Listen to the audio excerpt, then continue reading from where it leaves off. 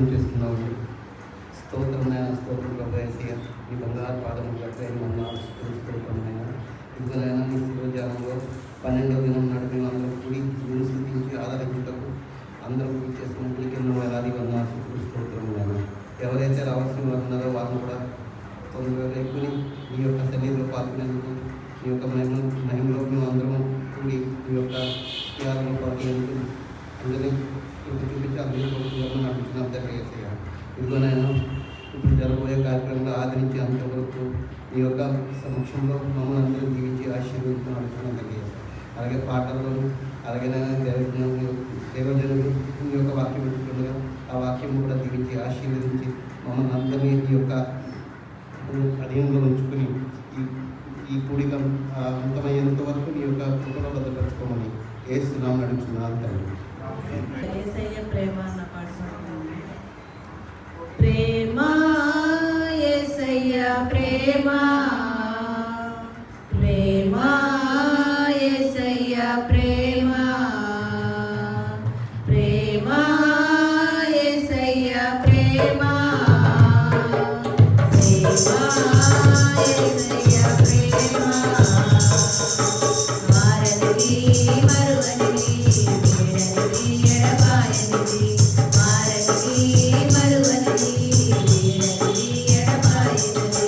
ప్రేమ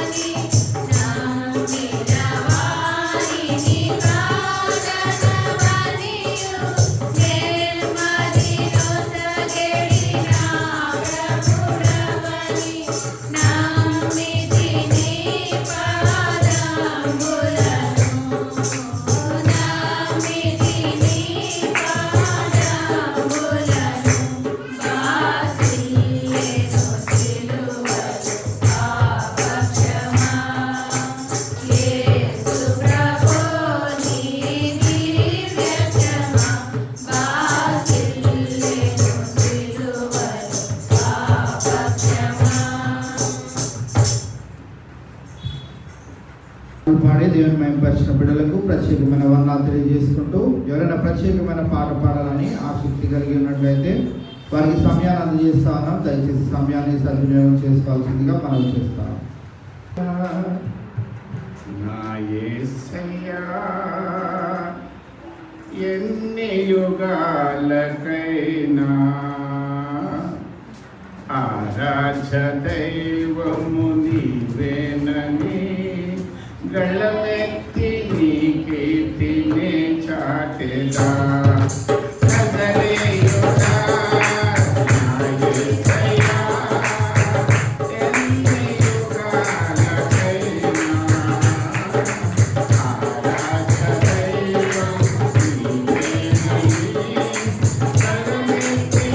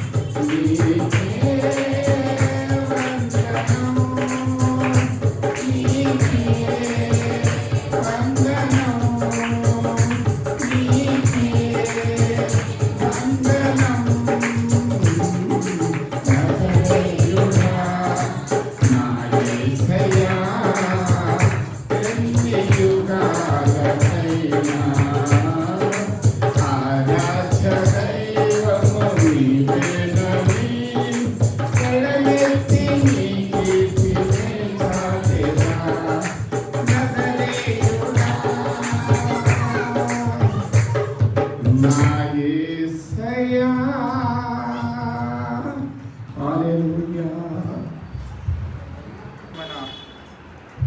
ప్రత్యేకమైన పాటను పాడి దేవుని మహిమపరిచిన శంకర్రావు గారికి ప్రత్యేకమైన వందనాలు తెలియజేసుకుంటూ ఈ సమయంలో దేవుని యొక్క వాక్యాన్ని మనం ధ్యానించుకుందాం. మన మధ్యలో సిస్టర్ మౌనిక గారు ఉన్నారు. వారు వచ్చి ప్రార్థన చేసిన తర్వాత దేవుని యొక్క వాక్యాన్ని మనం ధ్యానించుకుందాం.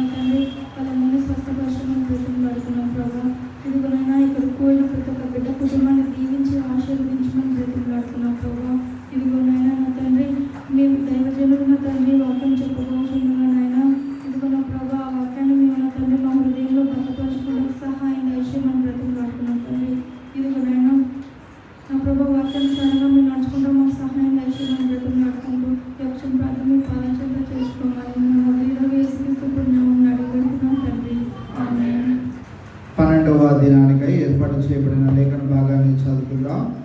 రోమిలకు రాసిన పత్రిక 6వ అధ్యాయము 3వ వచనం నుండి 11వ వచనం వరకు చదువుకొని ధ్యానించుకుందాం. రోమిలకు రాసిన పత్రిక 6వ అధ్యాయము 3వ వచనం నుండి 11వ వచనం. క్రీస్తు యేసులోనికి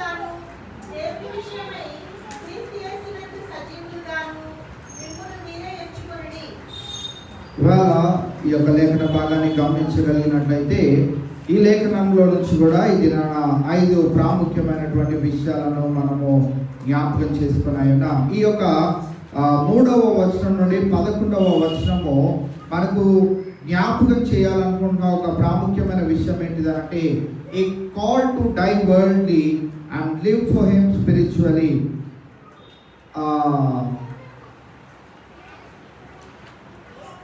వరల్డ్లీ అంటే లోకానుసారమైనటువంటి జీవితంలో చనిపోయి ఆత్మానుసారమైనటువంటి జీవితంలో ఆయనతో పాటు అనుదినము జీవించున్నట్లుగా ఈ యొక్క లేఖనాలు మనకు కొన్ని ప్రాముఖ్యమైనటువంటి విషయాలను జ్ఞాపకం చేస్తూ ఉన్నాయి. ఈ యొక్క వచనాల్లో ఉన్నటువంటి 5 విశేషమైనటువంటి సంగతులను ఈ దినాన మనము ఒకటి వెంబడి ఒకటి మరి అంశాలుగా మనం ఈ దినాన జ్ఞాపకం చేసుకుని ఉన్నాం. మొట్టమొదటిగా మనం జ్ఞాపకం చేసుకోగలిగినట్లయితే స్ట్రగుల్ ఫర్ ద థ్రోన్, సింహాసనం కొరకు పోరాటము. ఇవాళ క్రైస్తవ జీవితంలో 2 ప్రాముఖ్యమైన విషయాలు మనకు కనపడతా ఉంటాయి. ఒకటి క్రాస్, సిలువ. రెండవది థ్రోన్, అంటే సింహాసనము. యేసుక్రీస్తు ప్రభువారి పక్కన కుడి పార్శ్వన కూర్చొని ఆ యొక్క ధన్యత, ఆయన సింహాసనం మీద ఉన్నాడు.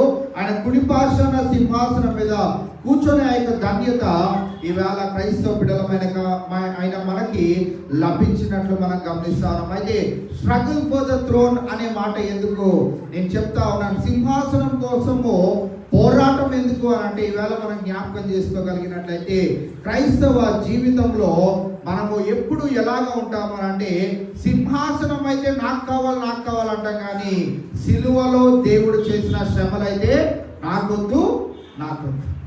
ఇవాళ స్ట్రగుల్ అని ఎందుకు అన్నానంటే ఈవేళ సింహాసనం ఎక్కాలి అని అంటే ఈ లోకంలో యేసుక్రీస్తు ప్రభువారు ఎలాగైతే ఆయన సిలువను మోసాడో, సిలువ వెనకాల దాగి ఉన్నటువంటి ఆ భారభరితమైనటువంటి త్యాగాన్ని ఆయన చేసి ఉన్నాడో, వాటిని ఈ లోకంలో మనం చేయగలిగితేనే మనము సింహాసనము మీద కూర్చోగలుగుతాం. అందుకే స్ట్రగుల్ ఫర్ ద థ్రోన్ అనే మాటను ఇక్కడ మనము జ్ఞాపకం చేసుకుంటా ఉన్నాం. సింహాసనము కోసము మనము అనుదినము పోరాటము చేయవలసిన వారమై ఉంటా ఉన్నాం. సింహాసనం ఎక్కాలి అని అంటే ఈ లోకంలో మనం దేన్ని మొయ్యాలి?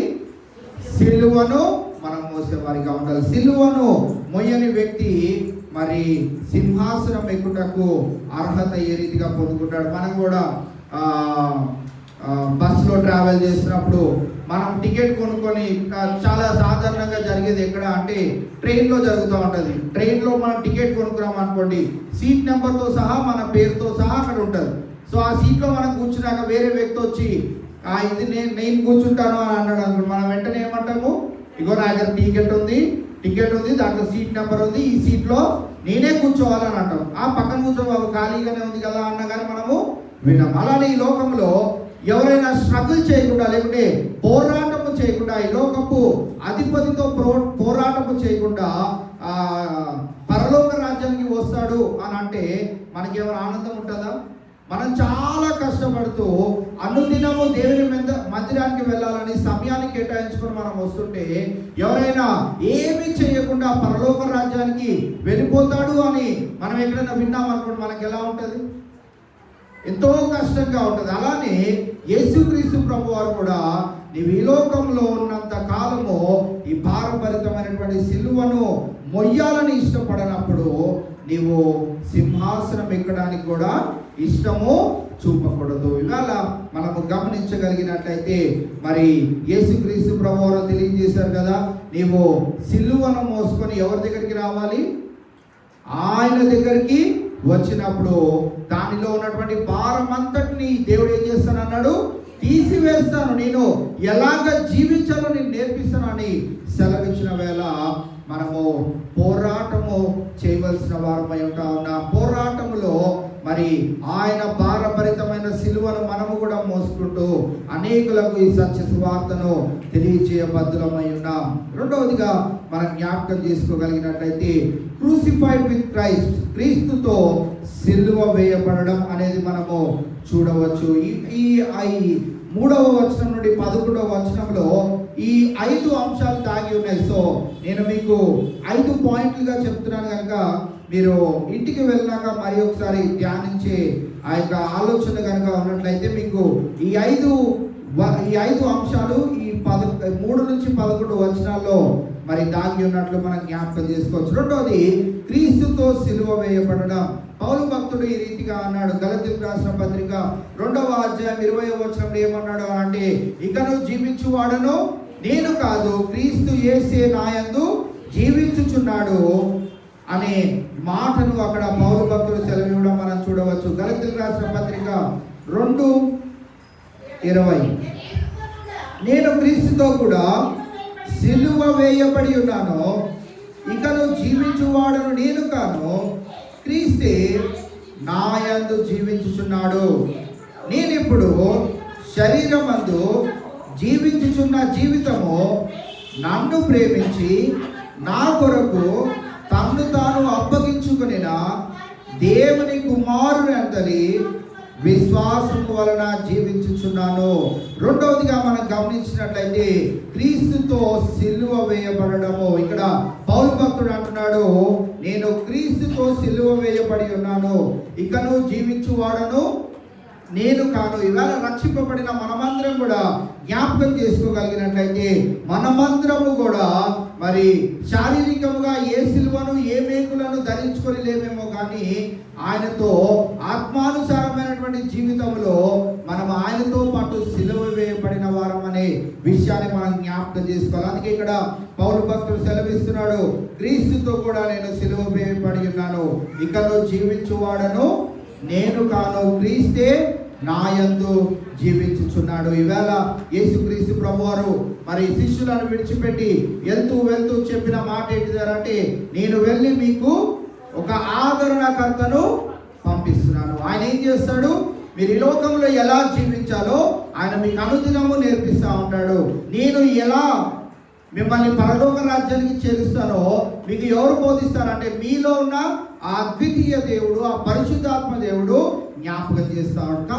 కావున ఈవేళ మనము క్రీస్తుతో పాటు సిలువ వేయబడిన వారమని మనం గుర్తుంచుకోవాలి. మనము క్రీస్తుతో పాటు సిలువ వేయబడినట్లయితే మనము ఈ లోకములో మనము చనిపోయిన పరిస్థితిలో మనము మన జీవితాన్ని ఉంచుకోవాలి అనే విషయాన్ని ఇక్కడ రెండవ అంశంగా మనం జ్ఞాపకం చేసుకోవచ్చు. మూడవదిగా మనం జ్ఞాపకం చేసుకోగలిగినట్లయితే బరీడ్ విత్ క్రైస్ట్, క్రీస్తుతో సమాధి చేయబడడం అనే మాటను మనము చూడవచ్చు. మనమందరం కూడా యేసుక్రీస్తు ప్రభువారితో మరి పాతి పెట్టబడితిమి అనే మాట కొలొస్సీయులకు రాసిన పత్రిక 2వ అధ్యాయము 12వ వచనంలో పౌలు భక్తుడు సెలవివ్వడం మనం చూస్తాం. మీరు బాప్తిస్మం అందు ఆయనతో కూడా పాతి పెట్టబడిన వారై ఆయనను మృతులలో నుండి లేపిన దేవుని ప్రభావమందు విశ్వసించుట ద్వారా ఆయనతో కూడా లేచితిరి.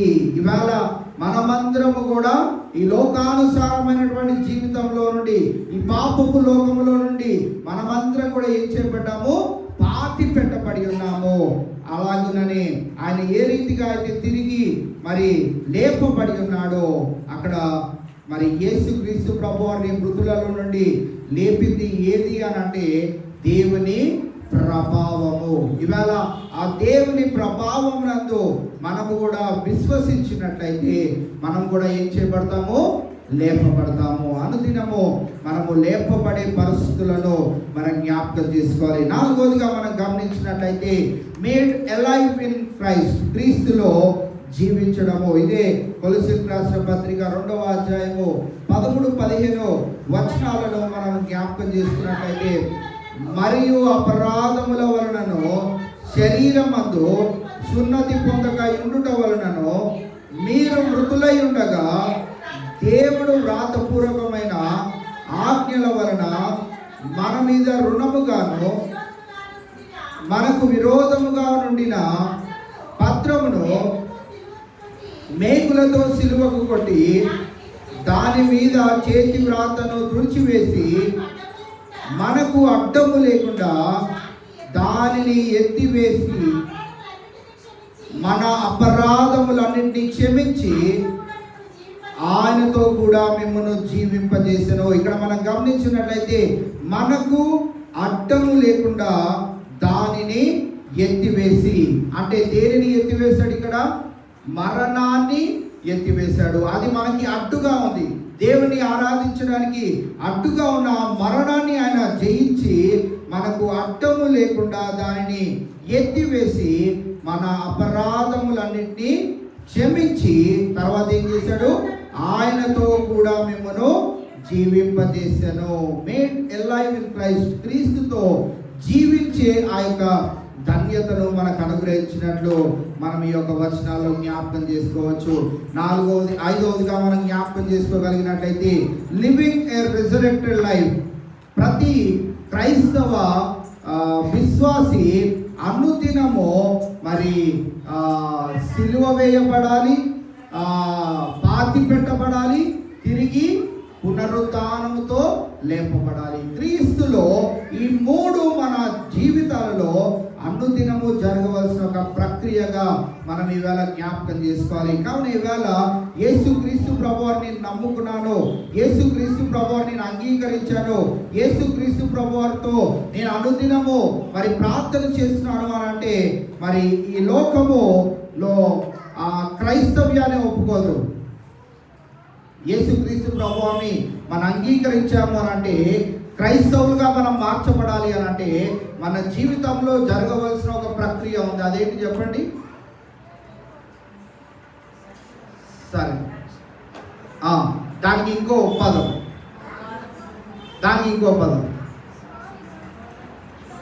సరే, ఇంగ్లీష్లో బీతో స్టార్ట్ అవుతుంది. బాప్తిస్మము తీసుకున్న ప్రతి ఒక్కరిని ఏమంటారు?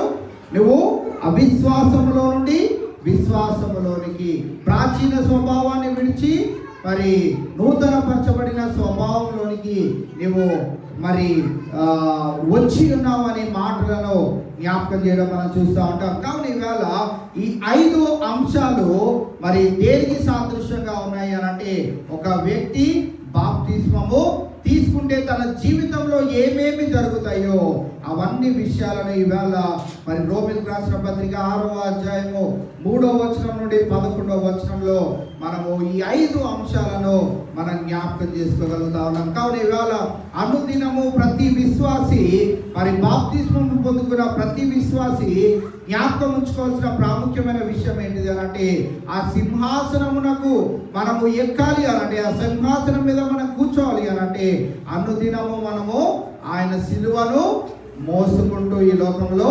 జీవించాలి. రెండవదిగా మనం గమనించినట్లయితే మరి మనము యేసుక్రీస్తు ప్రభువారితో అనుదినము సిలువ వేయబడే ఆ యొక్క స్థితిలను మనం జ్ఞాపకం చేసుకోవాలి.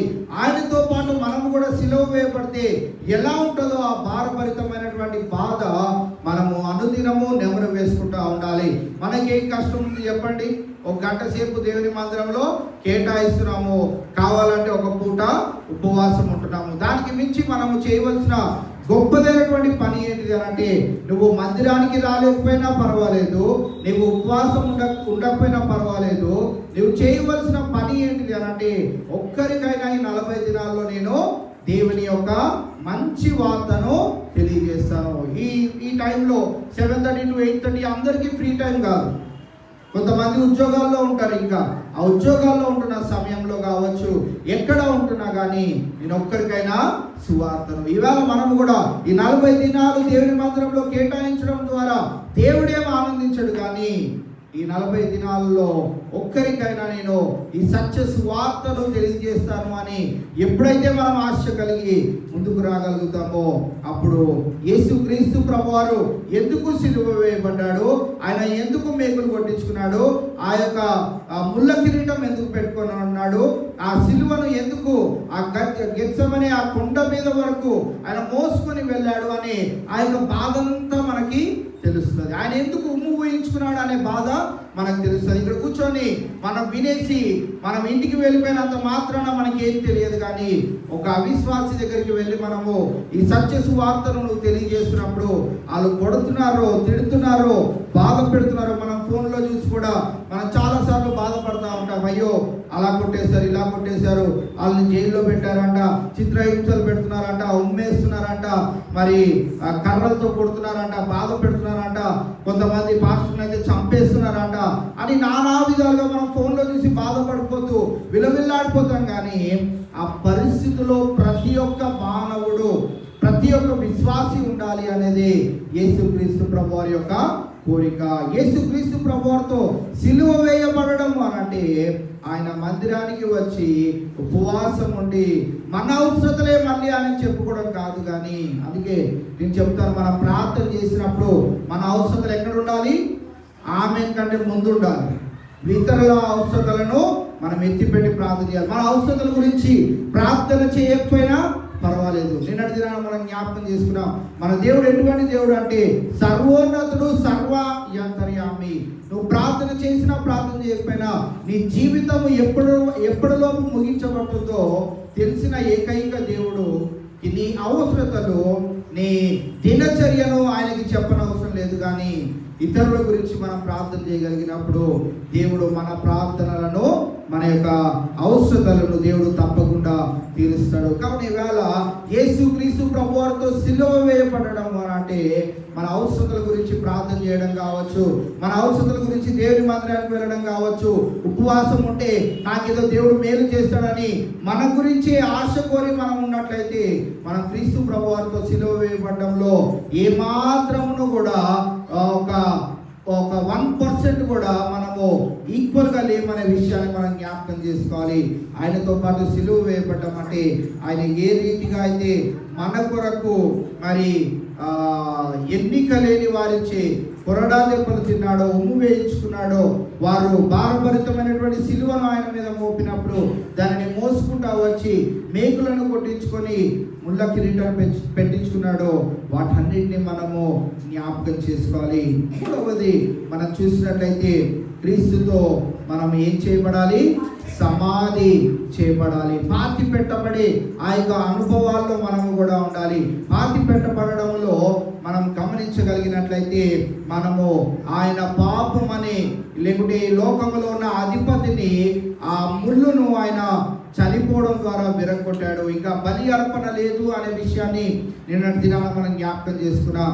ఇవాళ యేసుక్రీస్తు ప్రభువారు మరణించుటలో లేకుంటే పాతి పెట్టబడుటలో, సమాధి చేయబడుటలో మనం జ్ఞాపకం చేసుకోగలిగినట్లయితే మనము కూడా మన లోక ఆలోచనలన్నింటినీ తీసుకొని వెళ్ళి సమాధి చేయాలి.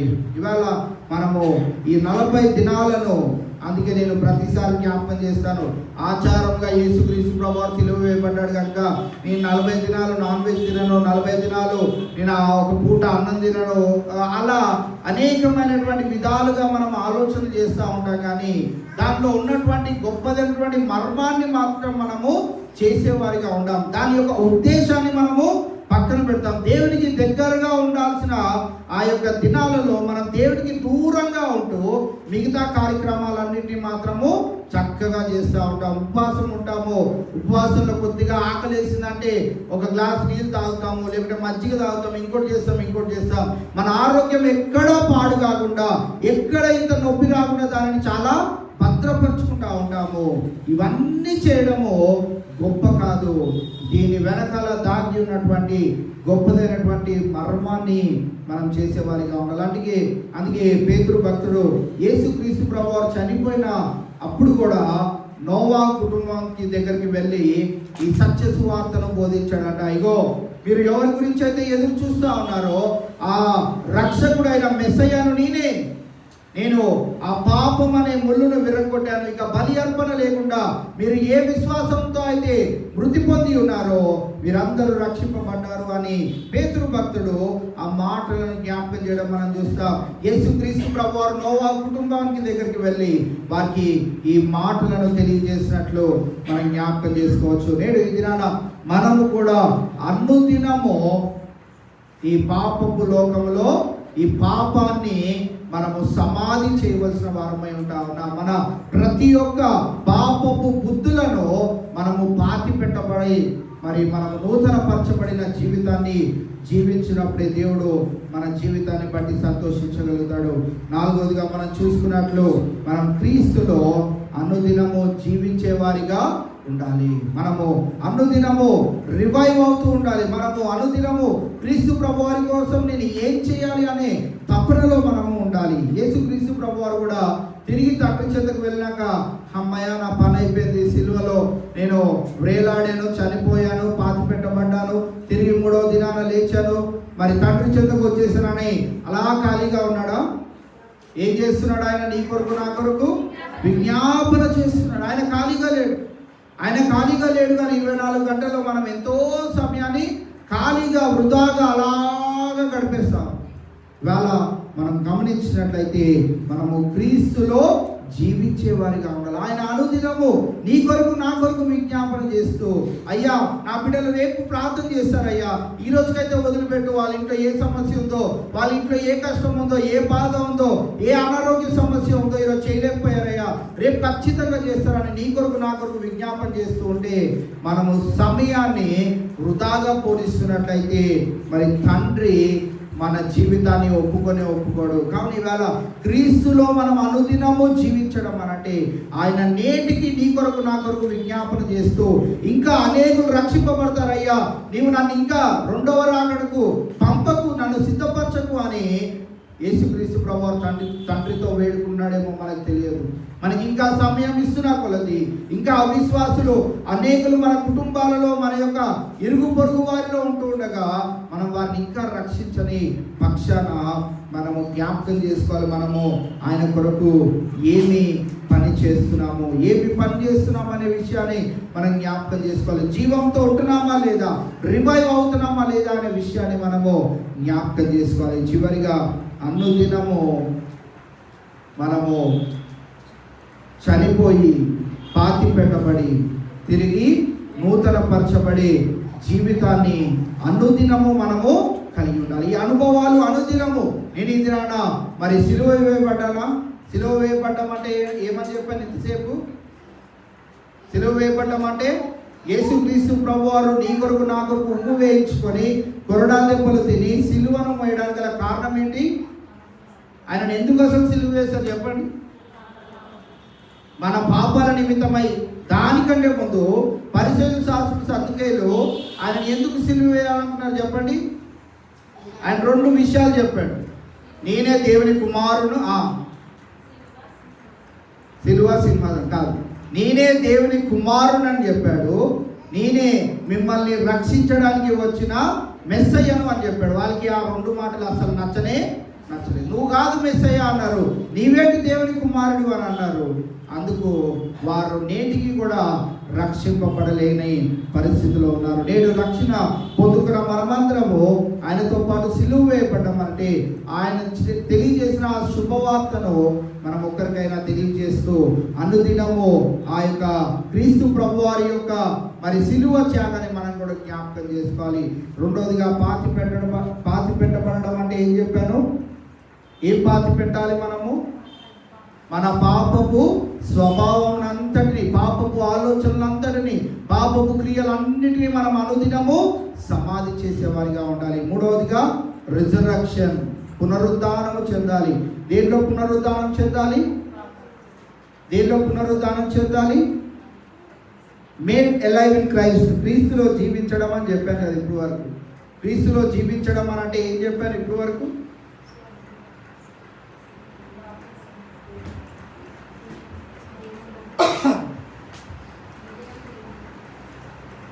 క్రీస్తులో జీవించడం అనే అంశాన్ని, రిజరక్షన్ గురించి ఇప్పుడు వరకు తెలియజేశారు. ఆయన సత్య సువార్తను యేసుక్రీస్తు ప్రభువారు ఎలాగైతే మరణించి నేను పాతి పెట్టబడి తిరిగి పునరుద్ధానుడై తండ్రి చెంతకు వెళ్ళాను కదా అని ఖాళీగా ఉండకుండా ఆయన ఏం చేశాడు? చనిపోయిన తర్వాత వెళ్ళి నోవాహు కుటుంబానికి తెలియజేశాడు. దాని తర్వాత తండ్రి చెంతకు వెళ్ళినాక నీ కొరకు నా కొరకు నిరంతరము విజ్ఞాపన చేస్తా ఉన్నాడు. ఇవాళ యేసుక్రీస్తు ప్రభువారు తన కొరకు తాను విజ్ఞాపన చేసుకోకుండా ఇతరుల కొరకు చేస్తున్నప్పుడు తన బిడ్డలమైన మనము ఎవరి కొరకు విజ్ఞాపన చేయాలి చెప్పండి? ఎవరి కొరకు చేయాలి? ఇతరుల కొరకే. ఇతరుల కొరకు మనం చేయాలి. అందుకే ఆమేన్ అనే ముందు దేవా నా కుటుంబాన్ని కాపాడనడమే చాలు. అంతకు మించి మన కుటుంబాల గురించి జ్ఞాపకం చేయని అవసరం లేదు దేవునికి. మన కుటుంబము ఎలా ఉండాలో, ఏం చేయాలో సమస్తము దేవునికి తెలుసు. ఇతరులు ఎవరైతే ప్రార్థన చేసుకోలేకపోతున్నారో, ఎవరైతే బలహీనులుగా ఉన్నారో, ఎవరైతే అనుదినం పడిపోయే పతనమైపోయే పరిస్థితిలో ఉన్నారో వారి గురించి అనుదినము మనం కూడా విజ్ఞాపన చేసేవారిగా క్రీస్తు ప్రభువారిలో ఉండాలి అని రోమీయులకు రాసిన పత్రిక 6వ అధ్యాయము 3 నుంచి 11 వచనాలు మనకు జ్ఞాపకం చేస్తూ ఉన్నాయి. అనుదినము మనము ఈ లోకములో మరణించే స్థితిలో ఉంటూ అనుదినము ఆత్మానుసారమైనటువంటి జీవితంలో మనము జీవమును పొందుకునే దిశగా మన జీవితాల్లో కొనసాగించాలని నేటి దినాన మనకు లేఖనము జ్ఞాపకం చేస్తూ ఉన్నది. కావున ఇవాళ మనము సింహాసనము ఎక్కాలి అని అంటే ఈ లోకంలో యేసుక్రీస్తు ప్రభువారి యొక్క సిలువను మోసే ఆ యొక్క ఆసక్తిని కలిగిన వారమై మనం జీవించాలి. అతి గొప్ప కృప ఈ దినాన వాక్యం విన్న మనందరికీ దేవుడు నిశ్చయముగా దయచేయను గాక. దేవుడి కొద్ది మాటలు మనందరి వెనుకలో భద్రపరచును గాక. ప్రార్థన చేసుకుందాం. చివరి ప్రార్థన. మన మధ్యలో లక్ష్మి గారు ఉన్నారు. వారు ముందుకు వచ్చి చివరి ప్రార్థన చేయవలసిందిగా మనవి చేస్తా ఉన్నా.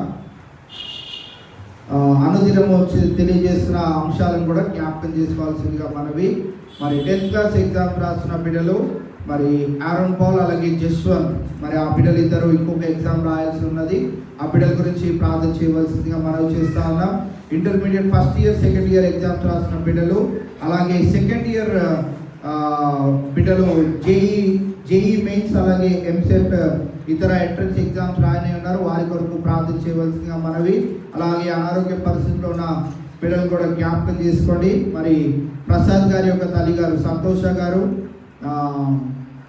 విజయలక్ష్మి గారు కన్ను ఆపరేషన్ నిమిత్తమై ఏలూరు వెళ్ళారు. వారి కొరకు, అలాగే మరి లక్ష్మి గారి యొక్క బంధువుల్లో చిన్న బాబు 7 నెలల బాబు కిడ్నీ ఆపరేషన్ అయి ఉన్నాడు. ఆ బిడ్డకి సంపూర్ణ స్వస్థత దేవుడు చేకూర్చులాగా వారి కొరకు ప్రార్థన చేయవలసిందిగా మనం చేస్తున్నాం.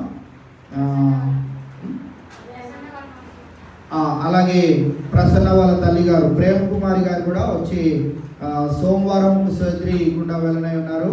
వారి కొరకు కూడా ప్రార్థన చేయవలసిందిగా మనం చేస్తాం.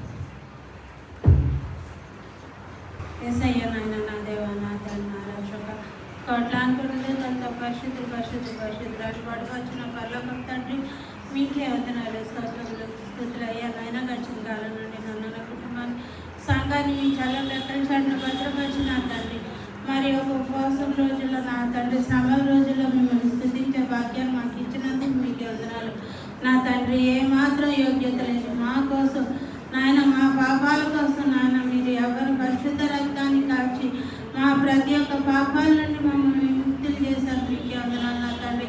అవి జ్ఞాపకం చేసుకుంటూ నా తండ్రి 40 రోజులు సెలవు ధ్యానాలు జరుగుతూ ఉండగా నా తండ్రి 12వ రోజున మమ్మల్ని ప్రవేశింపజేసినందుకు మీకు వందనాలు. ఇప్పుడు దాకా పాటల ద్వారా మీ నామాన్ని మహిమపరుచుకున్నారు నాయన. చేత అభిషేకించిన నా తండ్రి ఆత్మీయులు నిసి ద్వారా నా తండ్రి నాయన మీ అమృతమైన పలుకులు నాయన బిడ్డ పలికి మేము వినసొంపుగా ఉండి ఉండడానికి మా హృదయాలు భద్రపరుచుకునే భాగ్యాన్ని మాకు ఇచ్చినందుకు మీకు వందనాలు. బిడ్డ పలికిన ప్రతి ఒక్క పలుకు మీ ఆత్మాభిషేకంతో నింపినందుకు మీకు వందనాలయ్యా నా తండ్రి. నాయన ఆత్మీయ తలికించిన ఆరోగ్య ఆయుష్యంగా మీకు వందనాలు నా బాబు. నాయన చదువుకుంటున్న బిడ్డలను జ్ఞాపకం చేసుకోండి, వాళ్ళకి మంచి జ్ఞానాన్ని ఇవ్వండి. వాళ్ళు ఎగ్జామ్స్ రాస్తున్నప్పుడు నాయన మీరు తోడు, మీ హస్తం తోడుగా ఉండి నాయన చదివినంత జ్ఞాపకం వచ్చి నాయన బిడ్డలు ఎంతో చక్కగా ఎగ్జామ్స్ రాయడానికి సహాయం చేయండి. అనారోగ్యాలతో బాధపడుతున్న బిడ్డలను జ్ఞాపకం చేసుకోండి. పసి బిడ్డ 7 నెలల బిడ్డకి నా తండ్రి కిడ్నీ ఆపరేషన్ జరిగినప్పుడు బిడ్డకు పూర్తి స్వస్థతనివ్వండి నా తండ్రి. కష్టాలు నా తండ్రి ఆ కాడు వాపు నుండి విముక్తినివ్వండి నా తండ్రి. అలాగే ప్రసన్న వాళ్ళ మమ్మీకి నాయన ఆపరేషన్ జరగడానికి సిద్ధపడుతూ ఉండగా డాక్టర్కి మంచి జ్ఞానాన్ని ఇచ్చి నా తండ్రి ధైర్యం కలిగిన మనసుతో నా తండ్రి ఆ బిడ్డ ఆపరేషన్కి వెళ్ళి ఆపరేషన్ చక్కగా జరగడానికి సహాయం చేయండి. సరైన ట్రీట్మెంట్ బిడ్డ జరగడానికి సహాయం చేయండి నాయన. 12 రోజుల వరకు నా తండ్రి మీ శిరోజనాలు ఏ ఆటంకాల చక్కగా జరగడానికి సహాయం చేసినందుకు మీకు వందనాలు. ఇక ముందు కూడా నా తండ్రి నాయన ఎంతో ఘనంగా మీ శిరోజనాలు జరగడానికి సహాయం చేయండి. ప్రతి బిడ్డ నా తండ్రి సాయంత్రం నాయన మీ శిరోజనాల్లో పాల్పంపు పొందడానికి సహాయం చేయండి నా తండ్రి. ఏ ఒక్క బిడ్డ ఈ సమయాన్ని వ్యర్థంగా పోనివ్వకుండా నా తండ్రి మీ మందిరంలో గడపడానికి సహాయం చేయండి. మీ మందిరంలో ఒక దినం గడపడం 1000 దినముల కంటే శ్రేష్ఠకరమన్నారు. అట్టి భాగ్యాన్ని ఏ ఒక్క బిడ్డ కోల్పోకుండా నా తండ్రి మీ మందిరంలో నా తండ్రి ప్రతి ఒక్క బిడ్డ చేరుకుని మీ వాక్యం ద్వారా బలపరచబడి నాయన మెండైన మీ దీవెన ఆశీర్వాదాలతో నింపి గృహాలు పంపించండి. ఇక్కడ చేరుకున్న ప్రతి ఒక్క బిడ్డని పేరు పేరు జ్ఞాపకం చేసుకోండి. ఏ బిడ్డ ఏ అవసరతలతో వచ్చారో ప్రతి బిడ్డ అవసరతను తీర్చి మెండైన మీ దీవెన ఆశీర్వాదాలు కుమ్మరించి క్షేమంగా మమ్మల్ని మా గృహాలకి పంపించమని నాయన మీరు చేసిన ప్రతి మేలు విషయంగా మీకు వందనాలు స్తోత్రం చెల్లించుకుంటూ చిన్న స్థితి ప్రార్థన తండ్రి యేసయ్య నామమున సమర్పించి వేడుకుంటున్నాను తండ్రి.